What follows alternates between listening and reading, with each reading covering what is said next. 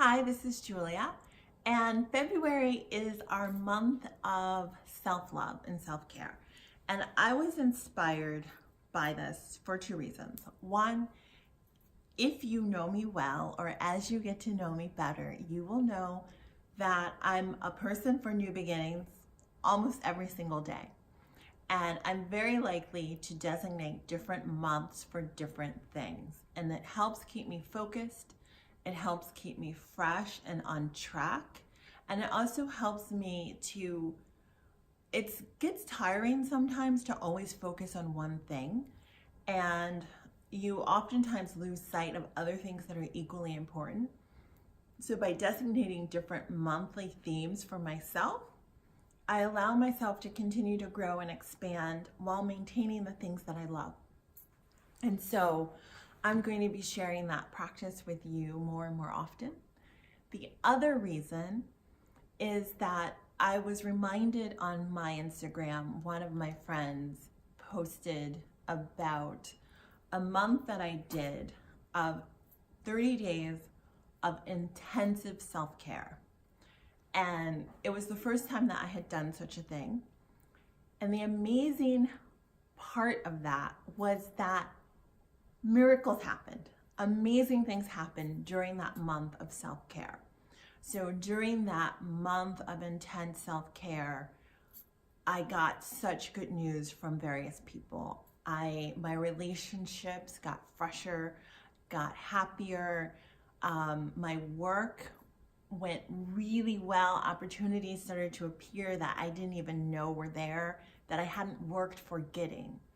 And so I learned through that process that self-care is really opening up the pipe to abundance and toward attracting everything that you want.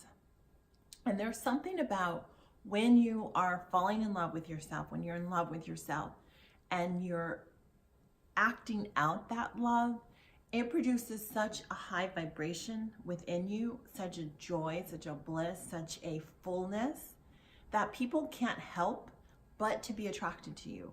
People can't help but to offer you new opportunities or listen to what you have to say or open doors for you. They can't help themselves because you are bubbly.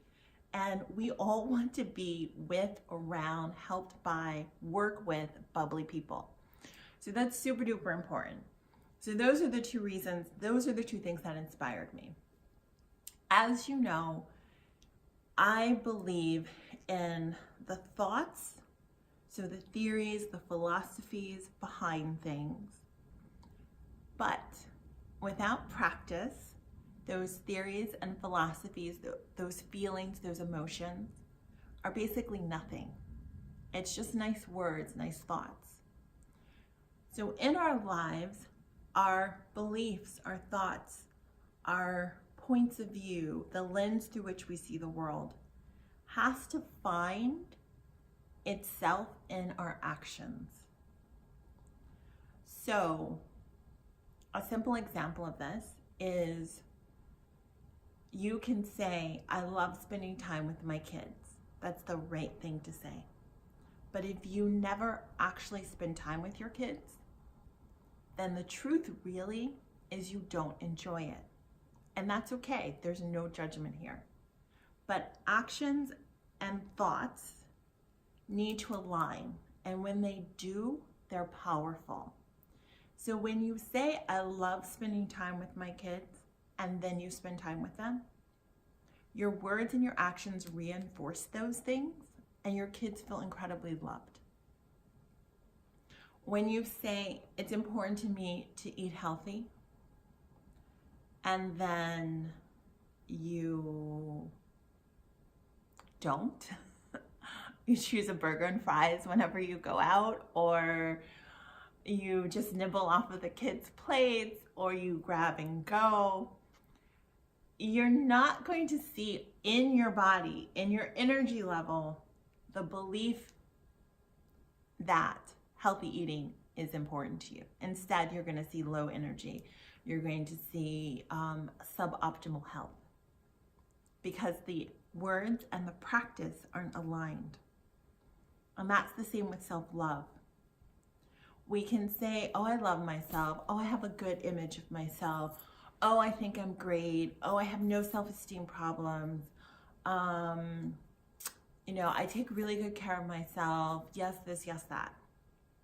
But if we don't do it, we don't even believe those words. Those words aren't true enough to actually inform our actions. But the super interesting thing is that actions do inform belief. So even if you don't believe something and you do it, it changes the belief. So for example, you can say healthy eating isn't that important. But if you eat really, really well every single day, it doesn't matter that you don't think it's important, because you reap all the benefits of it, because you're actually doing it. So if we, and all of us have different issues or different parts of us that we don't accept. If we say, I really am uncomfortable with my own skin, or I don't like myself, or I feel awkward in a bathing suit, or I feel like no one's interested in talking to me, or that I don't have very much to offer to other people. But we do the opposite. It changes how we feel about ourselves. So, for example, I grew up in a family that was super, super uncomfortable with nudity. Like, I never saw my mom without clothing on. And for me, it made me really uncomfortable with my own body because I wasn't comfortable with nudity. And I've had children and my body changes dramatically each time. And I was so uncomfortable with that. I was so uncomfortable with my body. And so what I did was, for 30 days, I required that every time I take a shower or bath, that I do whatever I need to do, brush my teeth, wash my face, put on my makeup, whatever else I need to do without clothes on, so that I got really comfortable with my naked body. Before then, I would take a shower, wrap a towel around me, put a robe on, and then do those things. But I needed to get comfortable with who I was without clothes. And this wasn't a mindset shift. It was an action shift. And after 30 days, I was completely comfortable with my naked body. Whereas I started doing it and I didn't even realize, oh, I'm naked. There was no urge to grab a towel or to cover myself up. I was just okay in who I was. And then when I went to my OBGYN appointment, it wasn't like this trauma. It was like, oh yeah, just get undressed. It wasn't a big deal. Or going to a Korean spa where women are naked. It just wasn't a big deal. It wasn't a shift in the mindset. It was a shift in the actions which inform the mindset. And so for this month, I ask that you really commit to doing a practice of self-care. And don't worry about what you think. Just practice it. And on February 1st, write down how you feel about yourself. And this could be emotional, this could be physical, this can be whatever comes to mind. And maybe highlight one or two things that you would like to improve or could get better. And then either use the practices that I will suggest during this month, or create your own practices to address those things that you want to get better. And then on February 28th, I want you to write again and to compare. Okay?